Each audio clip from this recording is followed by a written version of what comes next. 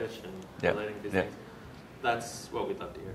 So I guess I'll start with just a broad question. You can answer it however you want. Mm. And just one quick point. If you could just ignore me and the camera, and just keep your eyes focused on the camera, that would be great. I'll just start really broadly, answer however you want. Why did you join this program?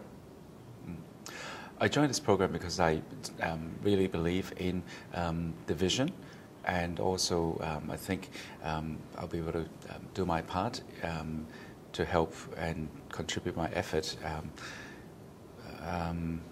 Maybe I have to start again now because it's okay. Okay. All right.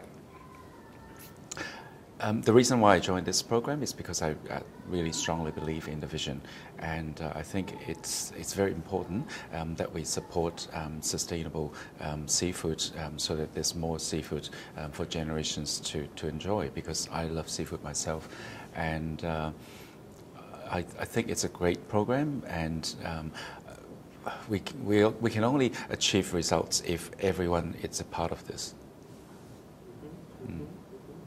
And what sort of, well, I'll just start really basically. Do you eat a lot of seafood yourself? Or? I do. I love seafood, yes. In fact, like the three major cities where I've lived or spent a lot of time, like Hong Kong, Vancouver, and Sydney, they're all by the ocean, abundance of seafood, and this is what I love. And was that sort of something from your family? That you grew up eating a lot of seafood? Or? Yep, and also I like anything to do with water. I love living by the water. I love swimming, and I do a lot of aquatic sports. So food from the sea, that's just a natural thing for me.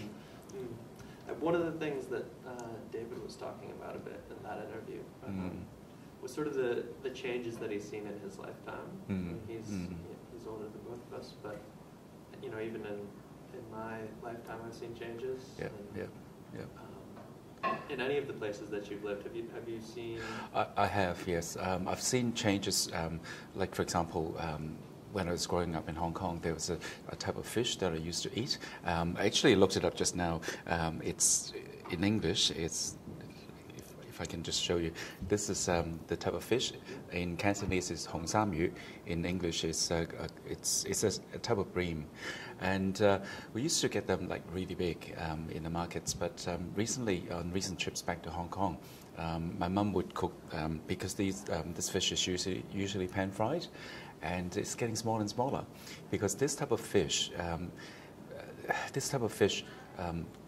lives in very deep water, like deep oceans, deep sea water, and you can't actually farm it. And the fact that it's getting smaller and smaller is an indication that there's less and less of this fish around. Yeah. So that really. So when I watched that video, that message, that story, I really related to, because it's my own personal experience as well.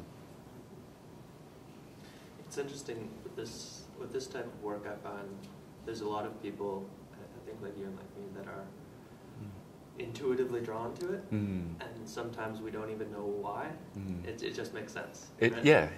And also the people I have spoken to, they really relate to this vision, and I didn't need to convince them. And all they asked me was, okay, where can I find the information? Where can I find the order guide? How can I differentiate between the different types of seafoods?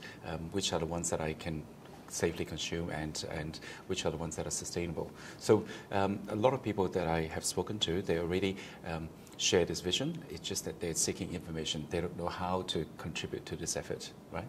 And earlier on, I spoke about changes that I've experienced myself, but there are also changes in a good way. for example, the efforts that we've done, or many of us have done in the last 10 to 15 years, we're beginning to see results. For example, in Sydney, Sydney Harbour used to be very, very polluted, and recently even the sharks have come back because there's food for the sharks, and the water is it's cleaner, much cleaner than before.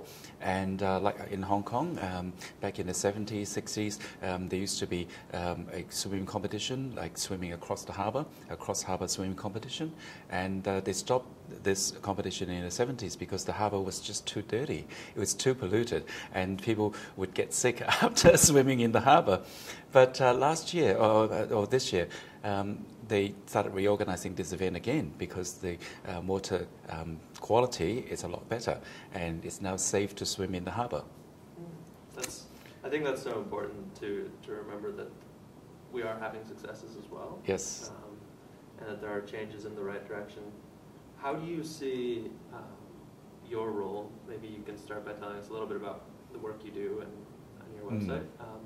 But what do you see the role of someone like you in helping create more of these successes? You know, David talks about how you're not an environmentalist. You do people can do lots of different things. That's right, yeah.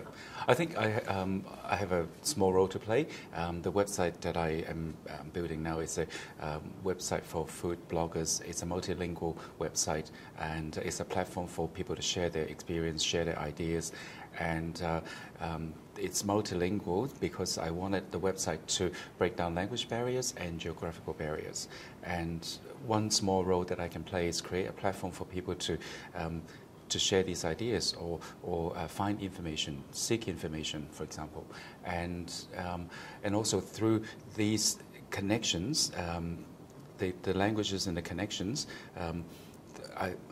I hope that these messages will eventually get to other parts of the world. So not only Canada or North America, but also through the immigrants, the communities. These messages hopefully would go back to, like for example, in Asia, in these countries, and then start spreading the word from these communities. Absolutely, I think it's such an important role to play. Actually, I mean, you say it's a small role, but I think it's a really important one, and I think there's an interesting relationship. I don't know exactly what it is between what you were saying of breaking down language barriers and geographic barriers with this type of environmental work. It's a really important part of it.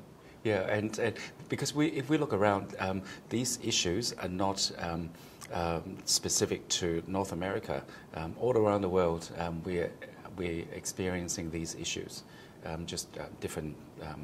They're in different. These issues are in different areas, and we experience these issues differently, but they're still there. Absolutely. Well, thanks so much for your work. Oh, thank you. You're welcome. We're really, really happy to have you with us. Yeah. And hopefully we'll be doing more exciting work in the new year. All right. Thank you.